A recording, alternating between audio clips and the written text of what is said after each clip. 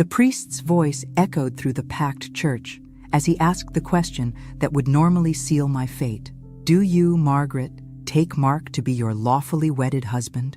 I stood there in my ivory dress, feeling every eye in that sanctuary burning into me like laser beams. Without missing a beat, I grabbed the microphone from Father Johnson's hand and said, "Actually, I have something to share with everyone first." What happened next changed absolutely everything. If you're watching this, subscribe and let me know where you're watching from in the comments below. Now, let me take you back to where this whole mess began. Because, honey, you need the full picture to understand just how spectacular this disaster really was. 6 months earlier, I was wandering through the Meridian Art Gallery downtown on a Saturday afternoon, feeling sorry for myself as usual. 63 years old, widowed for 15 years, and spending another weekend alone, trying to appreciate art that looked like someone had sneezed paint onto canvas. That's when I heard his voice. "Excuse me, but you have exquisite taste." I turned around to find this silver-haired man in an expensive suit, probably late 40s, with eyes the color of aged whiskey, distinguished, confident, the kind of man who belonged in galleries and fancy restaurants. "Well, that's debatable," I replied, studying his face. "I was just thinking this Jackson Pollock looks like my kitchen after I tried to make spaghetti sauce." He laughed, one of those rich, genuine laughs that makes you feel like you're the most interesting person in the room. "I'm Mark Patterson," he said, extending a manicured hand. "Margaret Coleman." We talked for over an hour about art, about loss, about the strange way life keeps moving forward even when your heart feels permanently parked in the past. He told me he was a widower too, no children, just trying to find meaning again after losing his wife to cancer 2 years prior. "The hardest part isn't the grief," he said as we walked toward the gallery exit. "It's the loneliness, learning to live for yourself again instead of as half of a couple." God, he was good. Every word perfectly calibrated to hit me right in the feelings. "Would you like to grab coffee sometime?" he asked, his voice just the right amount of hopeful and hesitant. I should have said no. Should have remembered that men like Mark don't just materialize in art galleries with perfect timing and perfect words. But standing there, feeling more alive than I had in years, I heard myself say, "I'd like that very much." 3 weeks later, we were having dinner every night. He'd show up at my door with flowers, wine, and stories about his day in investment consulting. 2 months later, he was staying over most weekends, making me breakfast and telling me I was the most beautiful woman he'd ever known. "You make me feel young again," he'd whisper, holding me close in my kitchen while coffee brewed. 4 months later, he got down on one knee in my garden, between the roses Robert had planted for our 20th anniversary. "Margaret," he said, holding a ring that probably cost more than my car. "I know we haven't known each other long, but at our age, why waste time pretending we have forever? I want to spend whatever years I have left making you happy." The ring was perfect. The moment was perfect. He was perfect. And I said yes, because apparently even at 63, you can still be an absolute sucker for a beautiful fairy tale. "We should have a proper wedding," Mark insisted as he slipped the diamond onto my finger. "You deserve to be celebrated, to walk down that aisle like the queen you are." 6 months to plan the wedding of my dreams. 6 months of believing I'd found my second chance at happiness. If only I'd known that Prince Charming was actually the big bad wolf in a very expensive suit. But standing at that altar, finally knowing the truth about Mark Patterson, I realized something important. This story wasn't going to end with me being eaten alive. It was going to end with me being the one doing the hunting. The morning after Mark proposed, I called Daniel with the news. "You're getting married?" My son's voice shot up so high only dogs could hear it. "Mom, that's incredible. When do I get to meet him properly?" "This weekend. I'm cooking Sunday dinner for all of you." Saturday evening arrived with Mark bearing expensive wine and his most charming smile. Daniel and Lana showed up with flowers and barely contained curiosity about my mysterious new fiancé. I watched from the kitchen as Mark worked his magic on my family. He had this way of making everyone feel like they were the most important person in the room, a skill I was only beginning to appreciate. "So, Mark, what do you do?" Daniel asked, settling into the living room with his beer. "Investment consulting," Mark replied smoothly. "I help people like your mother manage their portfolios, protect their assets. The wealthy need guidance on how to make their money work for them." "Wealthy? Since when was I wealthy?" I had Robert's life insurance money and my teaching pension, but I wasn't exactly swimming in diamonds. That's perfect, Lana chimed in, leaning forward with interest. Margaret definitely needs someone looking out for her finances. There was something in the way she said it that made me grip my serving spoon a little tighter, like I was some helpless old woman who couldn't balance a checkbook. I've managed my money just fine for 15 years, I called from the kitchen. Of course you have, sweetheart, Mark replied. But wouldn't it be nice to have professional help? During dinner, I started noticing things, little things that probably meant nothing, but felt like everything. The way Lana kept glancing at Mark when she thought no one was looking. How Mark's hand lingered just a second too long when he passed her the salt. The way they both seemed to find each other amusing in a way that excluded the rest of us. So, when's the big day? Lana asked, cutting into her steak with more force than necessary. October 15th, I said. Nothing too elaborate. Nonsense, Mark interjected, reaching over to squeeze my hand. A woman like Margaret deserves the wedding of her dreams. Big church, beautiful reception, the works. Daniel raised his glass. To new beginnings and second chances. We all toasted, but I couldn't shake the feeling that something was slightly off-key about the whole evening. Maybe it was the way Mark kept checking his phone under the table, or how Lana seemed more interested in studying my fiancé than celebrating with me. After Daniel and Lana left, Mark helped me clean up. Your family is wonderful, he said, wrapping his arms around me from behind as I rinsed dishes. They are. Daniel's a good man, and Lana seems protective of him. She is, sometimes a little too protective, if you ask me. Nothing wrong with looking out for family. That night, Mark's phone buzzed constantly with text messages, one after another, like popcorn popping. Popular guy, I observed. Client emergency, he explained, silencing the phone. Some people get anxious about their portfolios after hours. On a Sunday night? Money never sleeps, darling.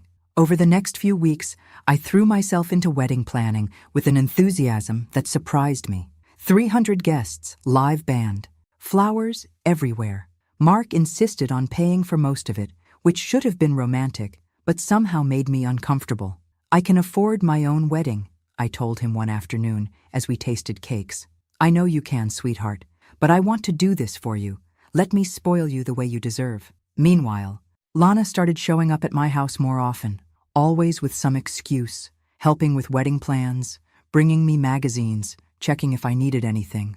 Where's Mark today? She'd ask, looking around my house like she expected him to emerge from a closet. Business meeting, I'd reply, watching her face carefully. He works so hard. You're lucky to have found someone so dedicated. The way she said dedicated made something cold crawl up my spine. One evening, she arrived just as Mark was leaving for one of his mysterious client dinners. Oh, she said, her cheeks flushing pink. I didn't know you were here. Just picking up some documents, Mark replied. But there was something in the way they looked at each other that made my stomach twist. Have a lovely evening, Lana said, watching him walk to his car with an expression I couldn't quite read. That night, I stood in my kitchen drinking wine and staring at my engagement ring. The diamond caught the overhead light, throwing tiny rainbows across the white cabinets, and all I could think was how something so beautiful shouldn't feel so complicated. But love was supposed to be complicated at my age, right? Second chances don't come with instruction manuals. I was probably just overthinking everything. Wedding stress, they called it. Perfectly normal for a woman planning her second marriage at 63. At least, that's what I kept telling myself. 3 weeks before the wedding, the strange little signs started adding up to something I couldn't ignore. It began with phone calls. Mark's phone would ring at the oddest times, during dinner, at midnight, early Sunday mornings when we were still in bed. He'd always step outside to answer, returning with vague explanations about overseas clients or emergency consultations. The investment world never sleeps, he'd say, kissing my forehead. But after we're married, I'm scaling back. You'll have my undivided attention. Right.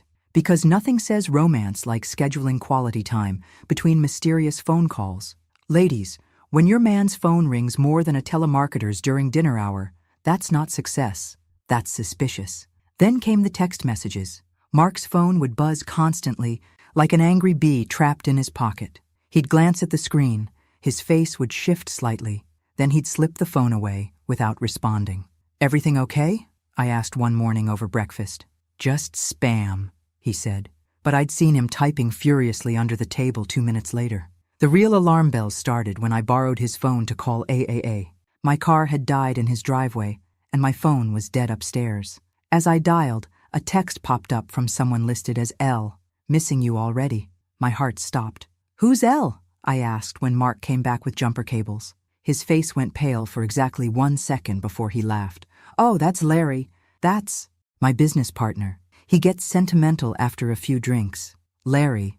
Of course, because business partners definitely text each other about missing each other. I started paying attention after that. Really paying attention. Mark would disappear for hours on errands that should have taken 20 minutes. He'd come back with the wrong groceries or forget entirely what he'd supposedly gone out to buy. His stories about his dead wife kept changing. One day she'd died of cancer, the next it was a car accident, then suddenly it was a hiking accident in Colorado. Your wife was quite the adventurer, I commented one evening. What do you mean? Well, yesterday you said she died hiking in Colorado. Last week it was cancer. Mark's smile never wavered. Different wives, sweetheart. I was married twice before. I told you that. He hadn't told me that, but I let it slide, filling away another inconsistency in my growing mental file. Meanwhile, Lana became a constant presence. She'd show up unannounced with casseroles, offering to help with wedding preparations, asking detailed questions about Mark's schedule and whereabouts. Where's your handsome fiancé today? She'd ask, settling into my kitchen like she owned it. Client meeting in Atlanta, I'd reply, studying her face. He travels so much for work. Must be lonely for you. I'm used to being alone. Still, it's nice that you'll have someone to take care of you soon. There it was again, that tone suggesting I was some helpless old woman who needed caretaking. One evening, Daniel and Lana came over for dinner. Mark was late, claiming traffic from yet another emergency client consultation. When he finally arrived, Lana practically glowed.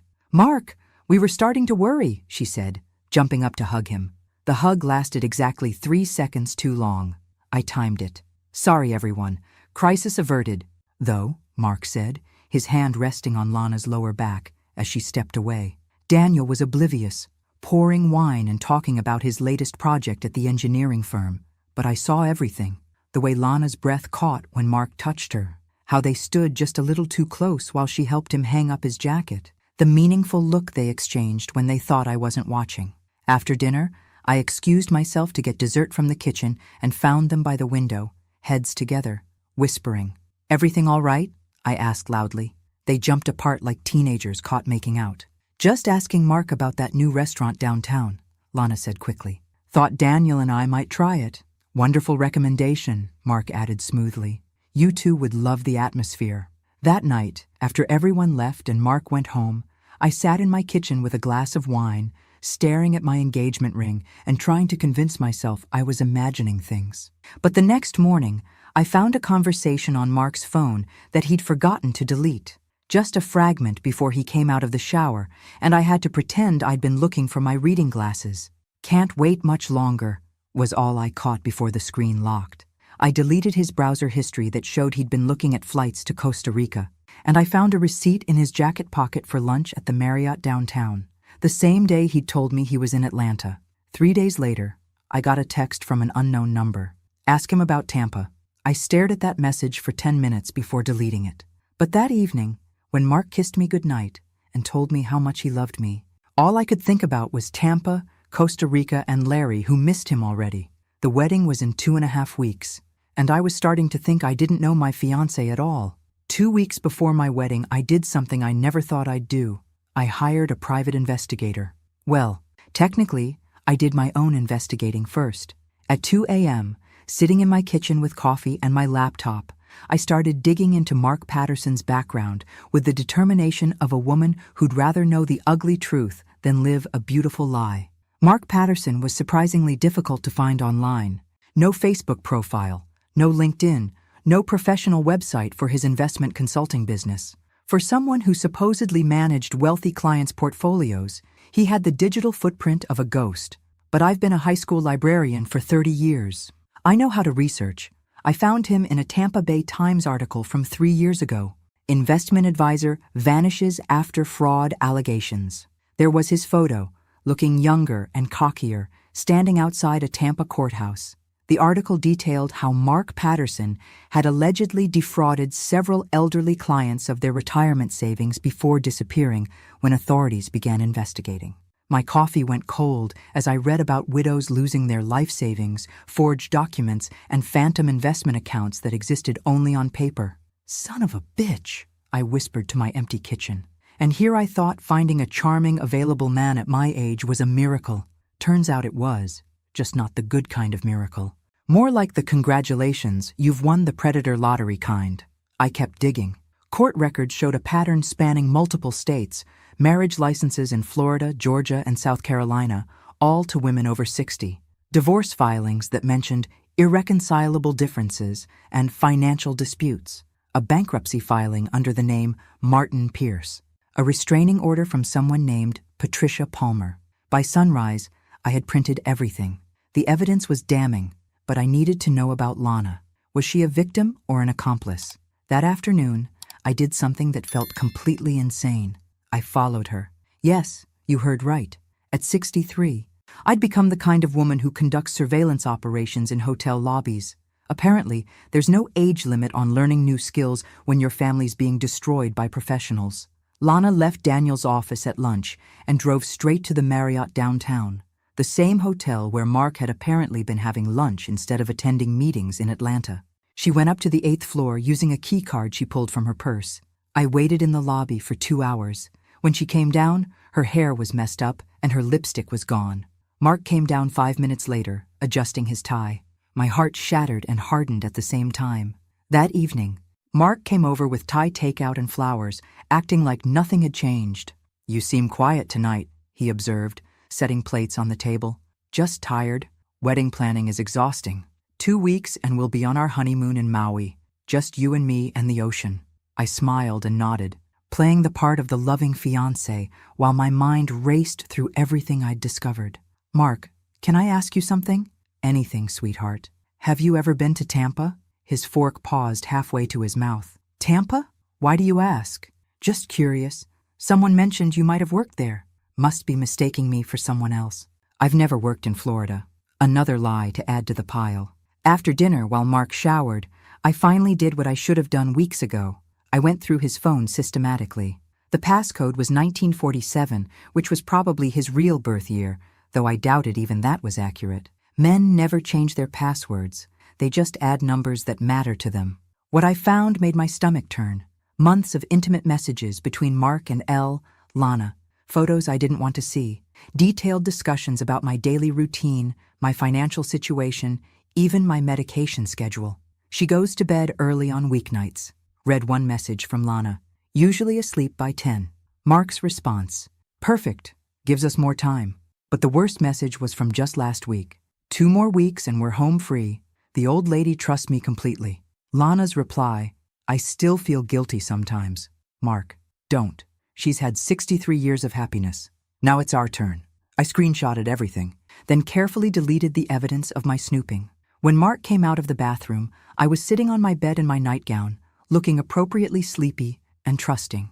"Come here, beautiful," he said, reaching for me. I let him hold me, let him whisper sweet lies about our future together, let him think he'd successfully fooled another lonely widow. But inside, I was planning his complete and total destruction. The next morning, I called my lawyer. "Margaret, how are the wedding preparations going?"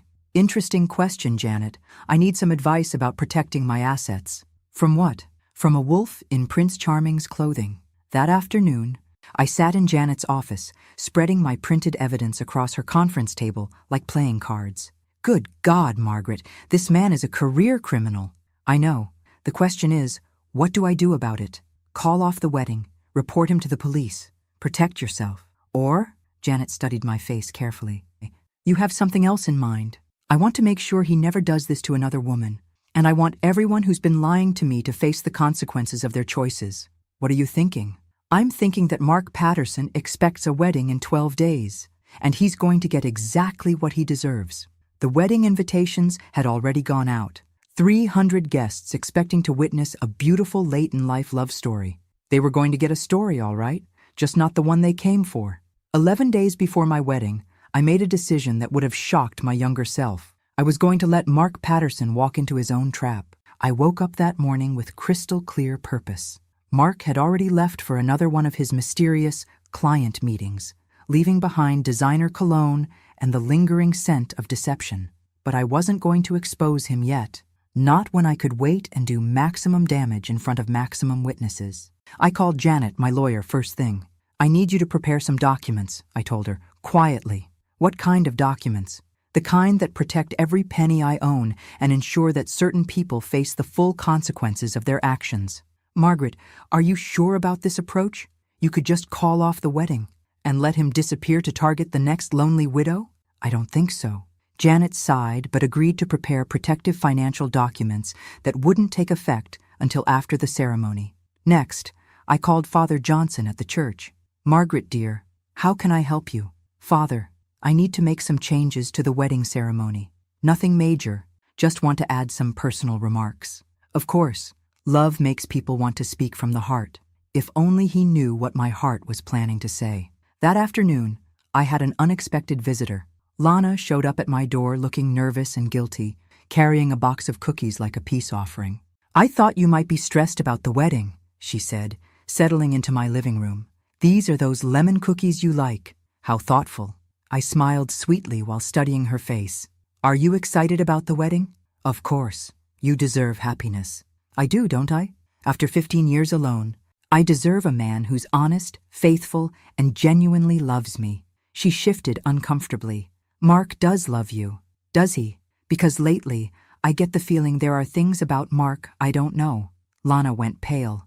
"What do you mean?" "Oh, just little things. Phone calls at odd hours, mysterious meetings, that sort of thing. You haven't noticed anything strange, have you?" "No," she said quickly. "Nothing strange at all." "Good, because I'd hate to think someone close to me was keeping secrets." After she left, I spent the afternoon calling Mark's previous victims. I'd found contact information for 3 women in my research, and their stories were heartbreakingly similar. "He was so smooth," Patricia from Tampa told me. "Made me feel like a queen, right up until he disappeared with my life savings." "Are you going to press charges?" I asked. "With what evidence? He's too smart to leave a trail." "What if I told you I had evidence? Would you be willing to testify?" The pause was long. "You found proof?" "I found enough to bury him." By evening, I had commitments from 4 previous victims to travel to Georgia for Mark's very public downfall. Mark arrived that night with champagne and steaks, ready to celebrate being so close to his latest payday. 10 more days, he said, kissing my cheek.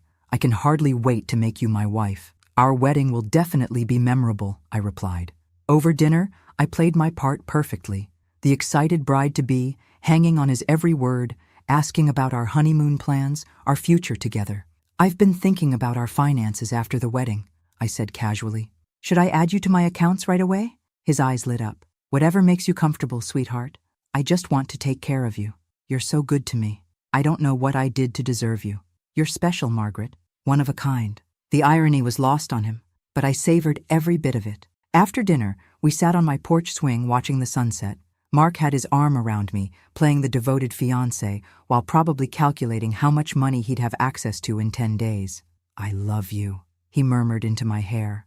"I love you too," I replied, thinking about the screenshots on my phone and the witnesses flying in from 3 states. That night, after Mark went home, I stood in my bathroom mirror and practiced my wedding day speech. The words that would expose him, reveal Lana's betrayal, and free me from this elaborate charade. 10 more days of pretending, 10 more days of letting him think he'd won. But on day 11, standing at that altar in front of 300 witnesses, I was going to give Mark Patterson and Lana Thompson the performance of their lifetimes. I tried on my wedding dress one more time, admiring how the ivory silk caught the light. Money well spent for what was going to be the most costly lesson Mark Patterson ever received. He thought he was marrying a naive widow with more money than sense. Instead, he was about to marry his own destruction, and I couldn't wait to see his face when he realized the difference. The next morning, I got a text from an unknown number. "He's planning to access your accounts during the honeymoon. Be careful." I smiled and typed back, "Thank you, but I'm way ahead of him." 10 more days. I could hardly wait. The morning of my wedding, I woke up before dawn with a strange sense of calm. Today was the day Mark Patterson would learn that not every widow makes an easy target. I was in my robe having coffee when my phone buzzed with a text from Mark. Can't sleep. Too excited to marry you today. See you at the altar, my love. See you there. I typed back, then immediately deleted the message thread. My hairdresser arrived at 8, chattering excitedly about what a beautiful day it was for a wedding. If only she knew what kind of beautiful day I had planned. You look radiant, she gushed as she pinned my hair into an elegant updo. Absolutely glowing. I feel energized, I replied, which was the understatement of the century. At 10 a.m., while she worked on my makeup, Mark called. Good morning, bride-to-be. How are you feeling? Perfect. How about you? Like the luckiest man alive. I'll see you at the church. Mark? Yes. Sweetheart? I have something special planned for today. Something you'll never forget. I can hardly wait. Neither could I. At 11, Daniel arrived to see how I was doing. He looked handsome in his tuxedo, and for a moment I felt sad about what I was going to put him through. But he deserved to know the truth about his wife. Any last-minute nerves? He asked. None whatsoever. I've never been more certain of anything in my life. Dad would be so proud. You look beautiful, Mom. Your father would want me to be happy. And today, I'm going to be very happy indeed. At noon, exactly 3 hours before the ceremony, I made a discovery that sealed Mark's fate forever. I was reaching for my perfume when I knocked over his jacket, the one he'd left hanging in my closet. His phone fell out of the pocket, face up, showing a notification from L.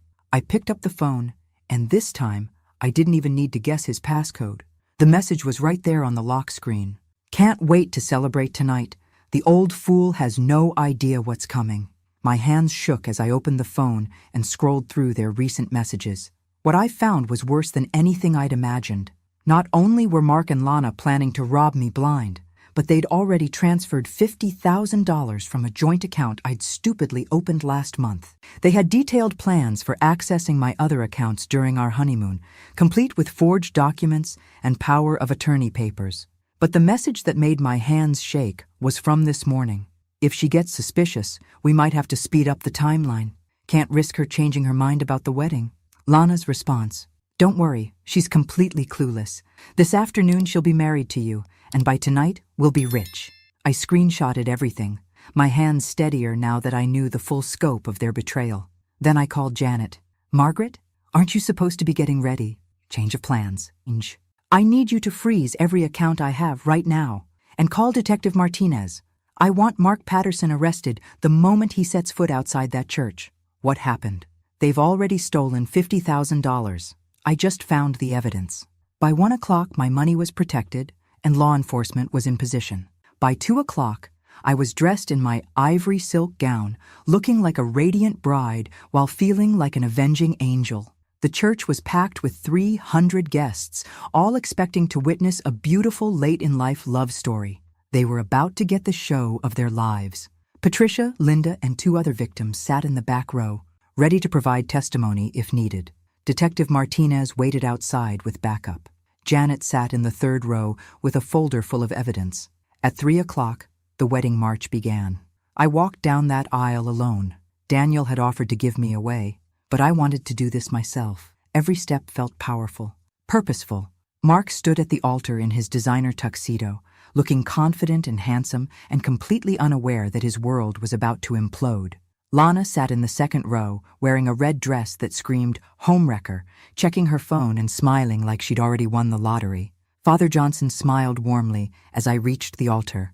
Dearly beloved, we are gathered here today to witness the union of Margaret and Mark in holy matrimony. I barely heard the opening words. My focus was entirely on Mark's face, memorizing his confidence, his satisfaction, his complete belief that he'd successfully conned another lonely widow. The ceremony proceeded normally through the readings, the prayers, the exchange of rings. Mark's hands were steady as he slipped the wedding band onto my finger, his voice strong as he recited his vows about loving and cherishing me. If only he knew how much I was about to cherish this moment. Finally, Father Johnson reached the crucial question. Do you, Mark, take Margaret to be your lawfully wedded wife, to have and to hold in sickness and in health, for richer or poorer, for better or worse, till death do you part? I do, Mark said, his voice carrying clearly through the church. Father Johnson turned to me. And do you, Margaret, take Mark to be your lawfully wedded husband, to have and to hold in sickness and in health, for richer or poorer, for better or worse, till death do you part. This was it, the moment I'd been planning all morning. I looked at Mark. I looked at Lana. I looked at the 300 faces staring at me expectantly. Then I stepped forward and took the microphone from Father Johnson's hand. "Actually," I said, my voice carrying clearly through the church's sound system, "before I answer that question, there's something everyone here needs to know about my groom." The silence in that church was deafening. You could have heard a pin drop on the thick carpet as 300 people held their breath, waiting to see what I would say next. Mark's confident smile faltered. "Margaret, what are you doing?" "I'm doing what I should have done this morning when I found these." I held up my phone, showing the text messages between him and Lana. "Would you like me to read some of them to our guests?" The church erupted. Gasps, whispers, the scraping of chairs as people leaned forward or stood up to get a better view. Lana shot to her feet like she'd been electrocuted, her face ghost white. "For example," I continued, my voice cutting through the noise, "here's one from this morning." Lana to Mark. "Can't wait to celebrate tonight. The old fool has no idea what's coming." More gasps. Someone in the back actually shouted, "Oh my God!" Mark lunged for the phone, but Daniel stepped between us, his face thunderous with understanding. "And here's my personal favorite," I announced, scrolling to another message. Mark to Lana. "She's completely clueless. This afternoon she'll be married to me, and by tonight we'll be rich." The church exploded into chaos. People were standing, shouting, pointing. Several guests were already pulling out their phones to record. Mark's supposed friends were heading for the exits. "This is insane!" Mark shouted over the noise. "She's having some kind of breakdown." "Am I?" I asked, my voice deadly calm in the wireless microphone. "Then perhaps you can explain this bank statement showing $50,000 transferred from our joint account to an account in the Cayman Islands." I held up the printed evidence Janet had prepared. "Or these forged power of attorney documents giving you access to all my assets during our honeymoon?" Father Johnson was frantically trying to restore order, but nobody was listening. Half the congregation was taking pictures. The other half was arguing loudly about what they'd just witnessed. "Ladies and gentlemen," I continued, my voice rising above the chaos, "I'd like you to meet Mark Patterson, also known as Martin Pierce, also known as Michael Palmer, wanted in 3 states for investment fraud, married at least 6 times, all to wealthy widows who mysteriously lost their life savings shortly after saying, 'I do.'" That's when Mark made his biggest mistake. Instead of trying to talk his way out of it, he ran. He pushed past Father Johnson, shoved through the front row of guests, and bolted for the side exit, which was exactly where Detective Martinez was waiting with handcuffs. "Mark Patterson, you're under arrest for wire fraud, identity theft, and conspiracy to commit grand larceny." The church was in complete pandemonium now, but I felt perfectly calm. Lana was sobbing hysterically in the second row. Daniel was staring at his wife with absolute disgust and betrayal. The photographer was getting shots of everything. "Oh, and Lana," I called into the microphone, looking directly at my former daughter-in-law. "The FBI will want to speak with you about your role in this conspiracy. I hope that red dress was worth it." She tried to run too, but several male guests blocked her path. Smart woman that she was, she gave up and collapsed back into her seat, crying harder. Patricia stood up in the back row and started clapping. Then Linda joined her. Within seconds, half the church was applauding like I'd just given the performance of my life, which, in a way, I had. Detective Martinez appeared at my elbow. "Mrs. Coleman, we'll need your statement." "Of course, but first," I turned back to the congregation, many of whom were still applauding. "Thank you all for coming today. I know this wasn't the wedding you expected, but it's exactly the wedding I planned." More applause. Someone in the back actually cheered. "The reception is still on," I announced. "The food's already paid for, and frankly, I feel like celebrating. Who's hungry?" 2 hours later, I was holding court at my own wedding reception, still in my dress, surrounded by friends and family who couldn't stop talking about what they'd just witnessed. "That was the most dramatic thing I've ever seen," my sister Linda said, raising her champagne glass. "I'm so proud of you." "You should have seen his face when the handcuffs came out," Daniel said, shaking his head. "I can't believe I trusted him. I can't believe I trusted her." "Mark was a professional. Honey, he fooled everyone. But you figured it out. Eventually, after they'd already stolen $50,000. Daniel winced. Will you get it back? Some of it. Janet's already working on asset recovery. But honestly, it was worth losing that money to see Mark Patterson in handcuffs. Patricia approached our table, beaming. Margaret, that was the most satisfying thing I've ever witnessed. Thank you for giving him exactly what he deserved. Thank you for flying up here to support me. Having his previous victims in the audience made it even sweeter. What happens now? Now Mark goes to federal prison for a very long time. Lana faces conspiracy charges. And I start the next chapter of my life as a woman who knows exactly what she's capable of. That evening, after everyone went home, I sat in my kitchen still wearing my wedding dress, drinking wine, and scrolling through the dozens of messages on my phone. News of my altar revelation was already spreading on social media. Wedding day revenge was trending, but the message that mattered most was from Daniel. I'm sorry, Mom.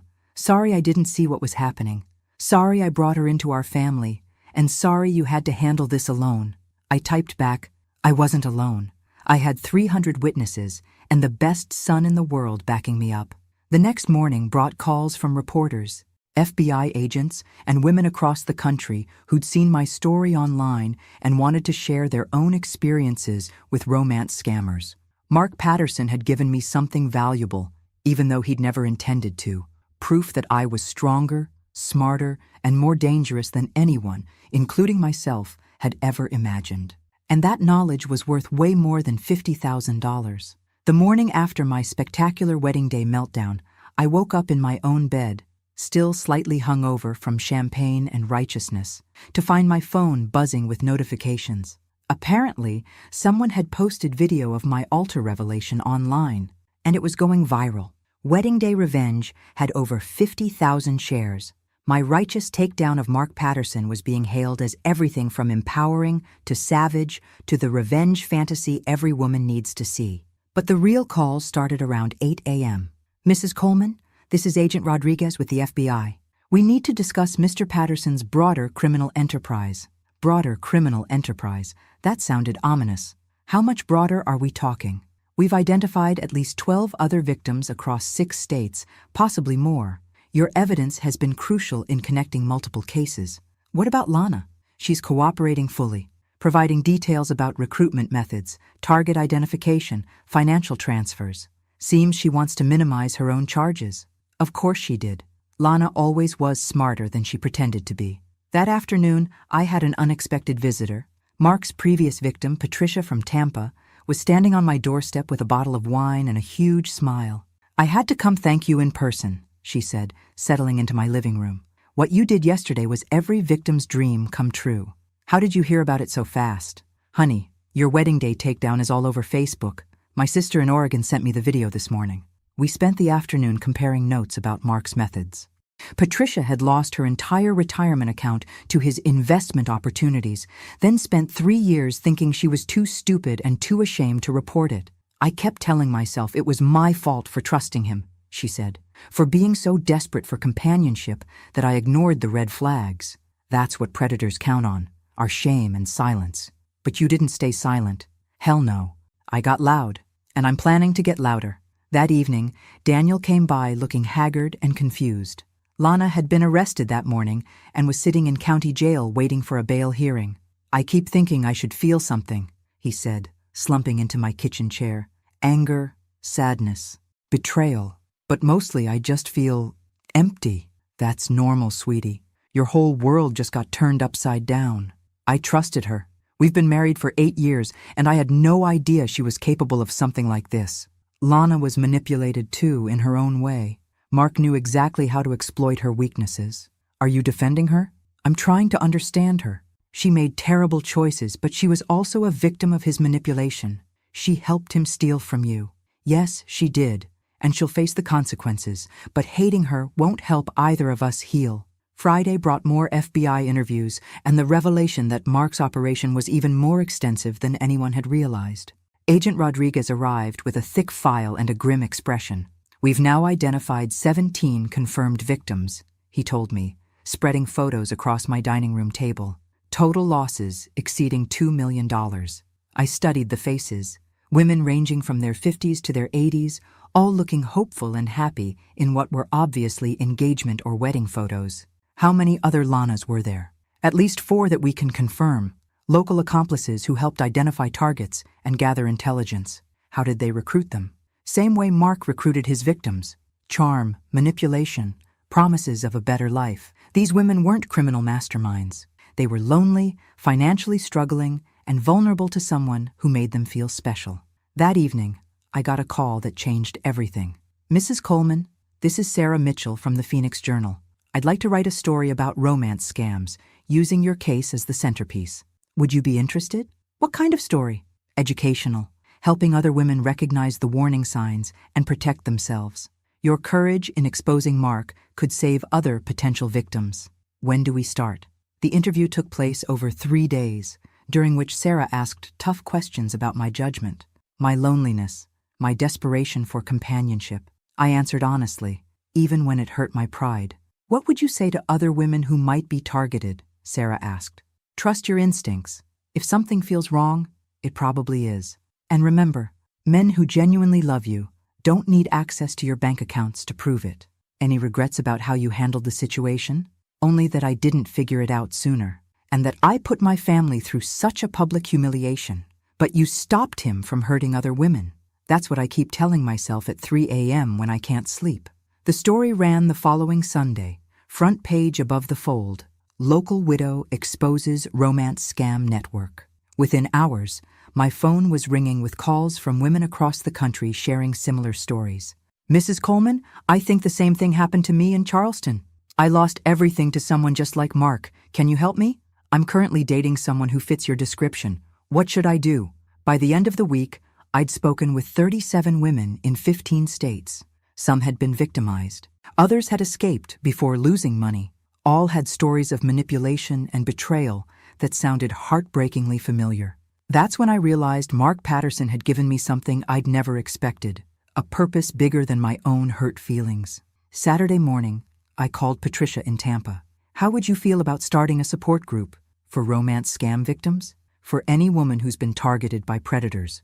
Educational meetings, resource sharing, advocacy work. I'm in. When do we start? How about next weekend? My living room, coffee, and righteous anger. What should we call ourselves? I thought about it for exactly 2 seconds. The Widow Warriors. Perfect. How many women do you think will come? As many as need to know they're not alone anymore. By Sunday evening, I had 12 confirmed attendees for our first meeting. Women who'd lost money, women who'd escaped in time, women who wanted to make sure it never happened to anyone else. Mark Patterson had tried to destroy me, but instead, he'd created his worst nightmare, a victim who refused to stay quiet, stay ashamed, or stay down, and I was just getting started. 2 weeks after my altar revelation, Mark Patterson tried to fight back. I was having coffee with Patricia, planning our first Widow Warriors meeting, when my phone rang with a call from an unknown number. Margaret Coleman? Yes, this is David Brennan, attorney for Mark Patterson. My client would like to propose a settlement. I laughed so hard I nearly spit coffee across my kitchen table. A settlement for what? Your public statements have severely damaged Mr. Patterson's reputation and may have prejudiced potential jurors. We're prepared to offer compensation in exchange for a public retraction. Mr. Brennan, your client is a convicted felon who stole $50,000 from me. What exactly would I be retracting? The allegations of fraud are unproven. Mr. Patterson maintains his innocence. Then he can maintain it from federal prison. I hung up, but the call bothered me more than I wanted to admit. Mark was still trying to manipulate the situation, still believing he could charm or threaten his way out of consequences. That afternoon brought worse news. Agent Rodriguez called with an update on the federal case. Mark's lawyer is pushing for a plea deal, claims he can provide information about other romance scam networks in exchange for reduced charges. What kind of deal? 10 years instead of life. Eligible for parole in 7. Absolutely not. Mrs. Coleman, I understand your feelings, but if his information helps us catch other predators, then find another way. Mark Patterson destroyed 17 women's lives. He doesn't get to negotiate his way out of paying for it. That evening, Mark's direct assault began. Someone had posted my personal information online, my address, phone number, even my teaching history. The harassment started immediately. Phone calls at all hours, fake food deliveries, strangers showing up at my door claiming to be journalists. Daniel came over after the 3rd pizza delivery I hadn't ordered. Mom, this is getting scary.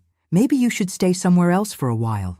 I'm not being driven out of my own home by a criminal in jail and his pathetic supporters. But what if someone dangerous shows up? Then I'll handle it the same way I handled Mark, by being smarter, stronger, and more prepared than they expect. Friday brought the most disturbing development yet. Lana, who'd been out on bail, showed up at my door looking desperate and hollow-eyed. "Margaret, please, I need to talk to you." Against my better judgment, I let her in. "I'm sorry," she said, collapsing into my living room chair. "I'm so sorry for everything. I never meant for it to go that far." "How far did you mean for it to go?" "I don't know. Mark said you were lonely, and he was keeping you company. He said wealthy widows needed someone to look out for them. And you believed him?"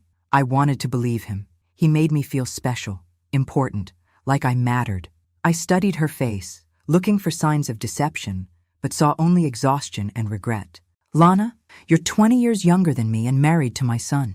If you believed Mark chose you for your sparkling personality instead of your access to our family, you're even more naive than I was. I know that now." "Do you?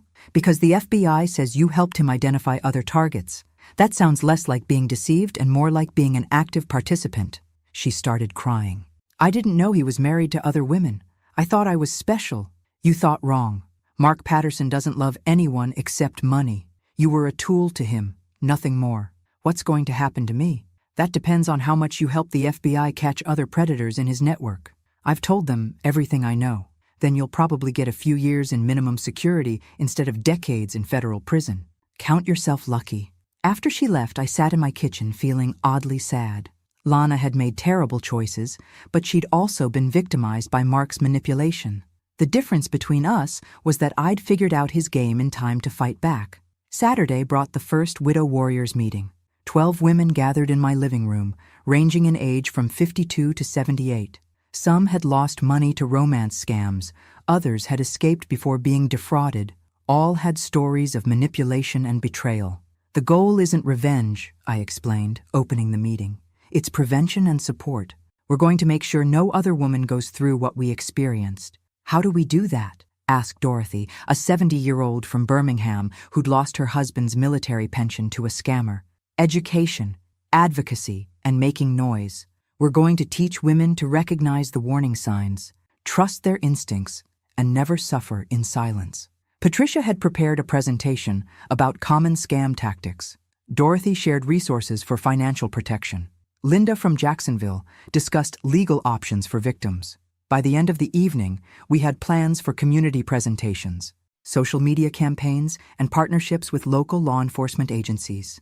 "One more thing," I announced as the meeting wrapped up. "A journalist wants to write a book about romance scams using our stories. Everyone interested in participating?" Every hand went up. Sunday morning brought a call that made everything worthwhile. "Mrs. Coleman, this is Amanda from Seattle. I saw your story online. I think I'm being targeted by someone like Mark, and I want to know what to do." I grabbed a pen and notepad. "Tell me everything." Amanda's story was familiar. A charming man who'd appeared shortly after her husband's death, moving fast toward marriage and asking questions about her finances. "What should I do?" she asked. "First, trust your instincts. If something feels wrong, it probably is. Second, do a background check. Real name, criminal history, financial records.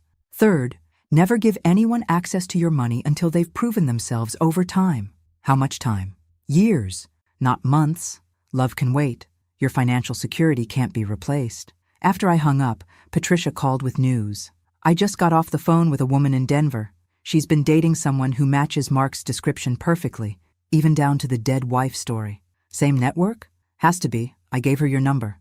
By noon, I'd received calls from 6 more women across 4 states, all reporting suspicious behavior from men who fit the romance scammer profile. The Widow Warriors weren't just supporting victims anymore. We were actively preventing new ones.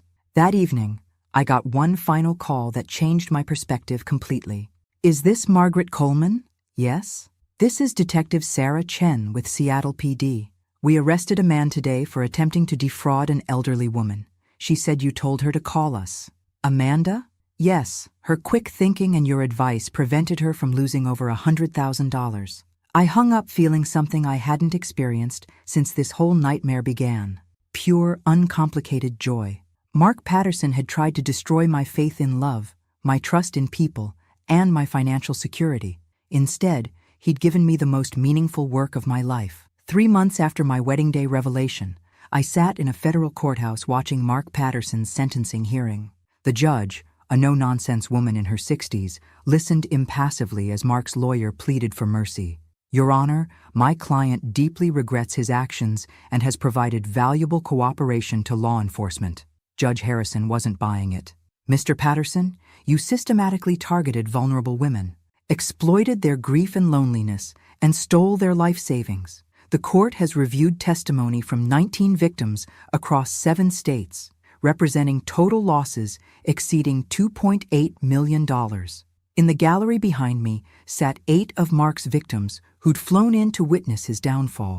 When the judge sentenced him to 25 years in federal prison without possibility of parole, I heard quiet sobs of relief. Furthermore, Judge Harrison continued, the court is recommending you serve your sentence in maximum security, given your history of escape attempts and continued efforts to manipulate the legal system." Mark's face went gray. He'd been counting on charm and cooperation to earn him minimum security and early parole. Instead, he was looking at dying in prison. Perfect. Lana received 3 years in minimum security 2 weeks later. Her cooperation with federal investigators had knocked 7 years off her potential sentence. Daniel attended her hearing but didn't speak to her afterward. "It's over," Patricia whispered as we left the courthouse. "No," I replied, linking arms with her. "This is just the beginning." The Widow Warriors had grown from 12 founding members to over 200 women across 23 states. Our Facebook group had 15,000 followers. The book, Hearts Under Siege, Surviving Romance Scams, was being published by HarperCollins with proceeds funding victim advocacy programs. But the real victory was measured in prevention. Since Mark's arrest, our network had helped 47 women avoid becoming victims of romance scams. 47 women who kept their money, their dignity, and their faith in themselves. "Mrs. Coleman?" A young reporter approached as we descended the courthouse steps. "Any final thoughts on Mark Patterson's sentence?" "Justice feels good," I replied. "But prevention feels better. Mark Patterson will spend the rest of his life in prison, but there are hundreds more like him out there. Our job is to make sure women know how to protect themselves." What's next for the Widow Warriors? We're launching a national awareness campaign next month. Romance scammers rely on shame and silence. We're eliminating both. That evening, I hosted a celebration at my house. 28 widow warriors gathered in my backyard, sharing stories and planning our next initiatives. "You know what I realized today?" said Betty, a 70-year-old from Jacksonville who'd lost her military pension to a scammer. "We're not victims anymore. We're warriors." "Damn right we are." I raised my wine glass. "To the widow warriors, may we never be underestimated again." The toast was interrupted by my phone ringing. Unknown number. "Hello? Mrs. Coleman. This is Rebecca Martinez from Phoenix. I saw your story online. I think someone's trying to scam my mother." I grabbed a pen and notepad. Rebecca's story was familiar. A charming man targeting her recently widowed mother, moving fast toward marriage and asking about finances. "What should she do?" Rebecca asked. "First, tell her to trust her instincts.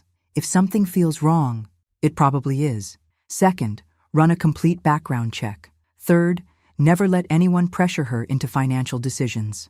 After I hung up, Dorothy approached with a knowing smile. "Another rescue? Another prevention. Rebecca's mother is going to do a full investigation before her next date." 6 months later, I was invited to speak at a national conference on elder fraud. Standing at the podium, looking out at an audience of law enforcement officers, social workers, and advocacy groups, I felt the full weight of how much my life had changed. "Romance scammers are predators," I told the audience. "They target our loneliness, our hope, our desire for companionship. But they make one crucial mistake. They underestimate our strength." After my speech, a young FBI agent approached me. "Mrs. Coleman, your network has been instrumental in preventing dozens of scams. We'd like to formalize a partnership between the Widow Warriors and federal law enforcement." "What kind of partnership?" "Training, resources, direct communication channels. We want to make you our official eyes and ears in the community." That night, I called Patricia with the news.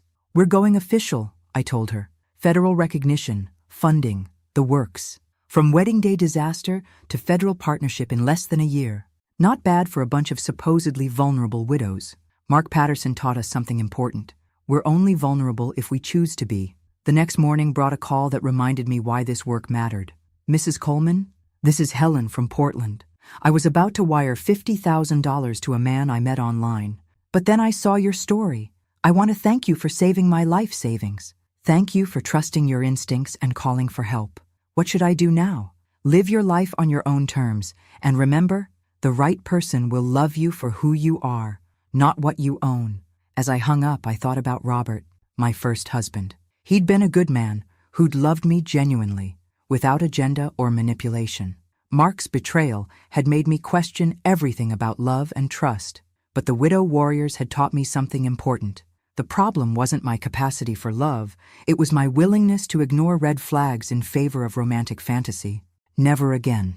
That afternoon, I drove past the Meridian Art Gallery where I'd first met Mark. The same paintings hung on the walls, including that Jackson Pollock reproduction where our conversation had begun. A silver-haired gentleman was studying the painting, probably in his early 70s, well-dressed and distinguished. He turned as I approached. Beautiful piece, don't you think? It's certainly chaotic, I replied carefully. I'm James Morrison. I don't think we've met. Margaret Coleman. And thank you, but I'm not interested. I'm sorry? The art gallery pickup, the casual conversation leading to coffee. I know exactly what you're doing, and it won't work. James Morrison looked genuinely confused. I was just admiring the painting. Sure you were. Have a nice day. I walked away, leaving him standing by the Jackson Pollock, probably wondering how his perfectly innocent comment had been misinterpreted. Outside the gallery, I called Dorothy. Guess what just happened? Someone tried to pick you up in an art gallery. How did you know? Because once you know how the game is played, you see it everywhere. That evening, I updated the Widow Warriors Facebook page with tips about staying vigilant in public spaces. Within an hour, it had dozens of comments from women sharing their own recent encounters with potential scammers. A year ago, I'd been a lonely widow, vulnerable to smooth-talking predators who saw me as an easy target. Today, I was Margaret Coleman, educator, advocate, and professional nightmare for romance scammers everywhere. Mark Patterson had tried to destroy me, but instead, he'd created his worst enemy, a victim who refused to stay quiet and had turned her pain into power. The war against romance scammers was far from over, but we were winning one battle at a time, and I was just getting started. 2 years after my spectacular wedding day meltdown, I stood in front of cameras at the FBI's Atlanta field office, announcing the arrest of a 7-person romance scam network that had stolen over $5 million from elderly victims across 12 states. The investigation began with information provided by the Widow Warriors Support Network, Agent Rodriguez explained to the reporters. Their vigilance and cooperation have been instrumental in protecting vulnerable adults from financial predators. In the 2 years since Mark's arrest, our little support group had evolved into a national organization with over 3,000 members. We'd helped prevent 247 confirmed romance scams, recovered $1.8 million for victims, and worked with law enforcement to prosecute dozens of criminals. But the real victory was personal. I'd transformed from a heartbroken widow into someone I actually liked and respected. After the press conference, Patricia and I drove to the federal prison where Mark was serving his sentence. Not to visit him, God knows I never wanted to see his face again, but to meet with other inmates' victims who were still struggling with shame and isolation. 2 years ago, I would never have imagined I'd be counseling people in a prison, Patricia said as we drove through the facility gates. 2 years ago, I was planning to marry a sociopath. Life has a weird sense of humor.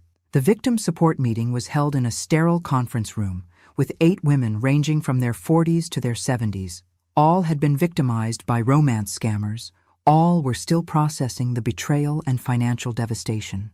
The hardest part isn't the money, said Carol, whose ex-fiancé had stolen her late husband's military benefits. It's feeling like such a fool.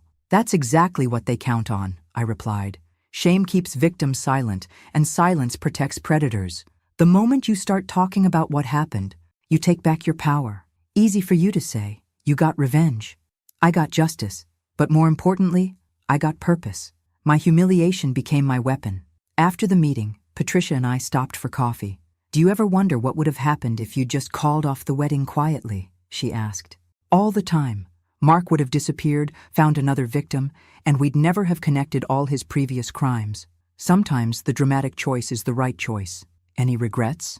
Only that I didn't trust my instincts sooner. But I've learned that mistakes become wisdom if you're brave enough to share them. That evening, I attended Daniel's engagement party. He'd met Sarah, a nurse practitioner, 6 months earlier, and they were planning a small wedding next spring.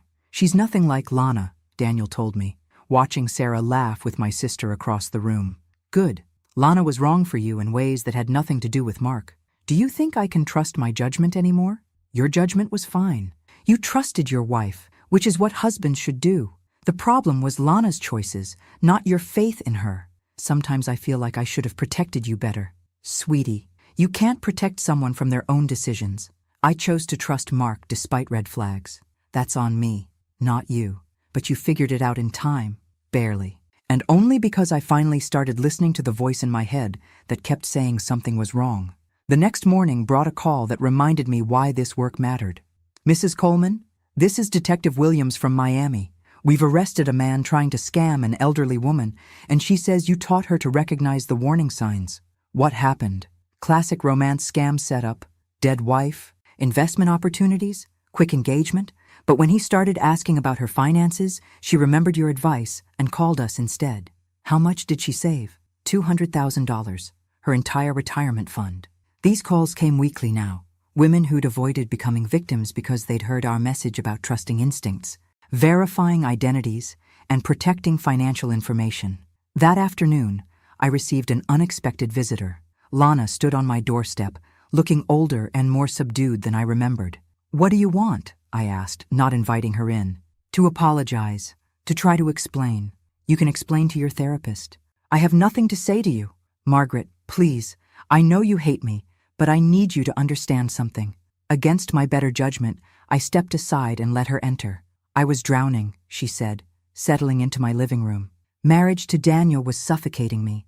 I felt invisible and unimportant, and Mark made me feel alive again. So you decided to help him steal from me? I never intended for it to go that far. He said you had more money than you could ever spend, that you'd never even notice. And you believed him? I wanted to believe him. He made me feel special, chosen, like I mattered.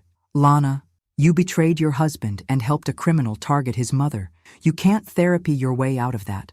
I know. I've lost everything. My marriage, my reputation, my freedom. I deserved all of it. Yes, you did. But I want you to know that seeing you fight back, seeing you turn your pain into purpose, it inspired me. I'm working with a victim advocacy group now, trying to help other women avoid the mistakes I made.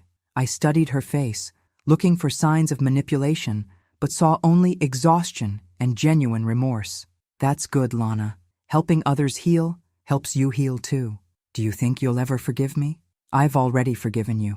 Not for your sake, but for mine. Carrying anger around is exhausting. What about Daniel? That's between you and him.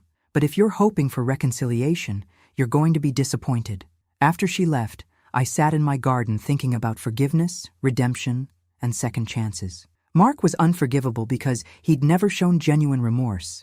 Lana was pathetic, but redeemable because she was finally taking responsibility for her choices.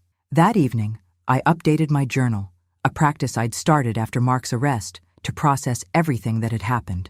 Year 2, postmark. Still single by choice, still angry about the $50,000 he stole, still proud of the strength I discovered. The widow warriors have become my chosen family, and helping other women has become my calling. I've learned that being alone doesn't mean being lonely, and that the right person will enhance your life rather than trying to control it. My phone buzzed with a text from Dorothy. Saw the news about the Miami arrest. Another win for the good guys. I smiled and typed back. Another reminder that knowledge is power, and sharing knowledge is a superpower. 3 years ago, I'd been a naive widow, vulnerable to predators who saw loneliness as opportunity. Today, I was Margaret Coleman, survivor, advocate, and professional pain in the ass to romance scammers everywhere. Mark Patterson had tried to destroy my faith in love and trust, but instead, he'd taught me something infinitely more valuable, the difference between being loved and being targeted. I was finally ready for love again, the real kind, with someone who chose me for who I am rather than what I own. And if that person never appeared? Well, I'd learned that a life built on purpose and surrounded by chosen family was pretty damn good too. The war against romance scammers would continue, and I'd be on the front lines, making sure no other woman faced Mark's manipulation alone. Some fairy tales end with happily ever after. Mine ended with, and she lived powerfully ever after, protecting others from wolves in Prince Charming clothing. That was a much better ending anyway. Thanks for listening. Don't forget to subscribe and feel free to share your story in the comments. Your voice matters.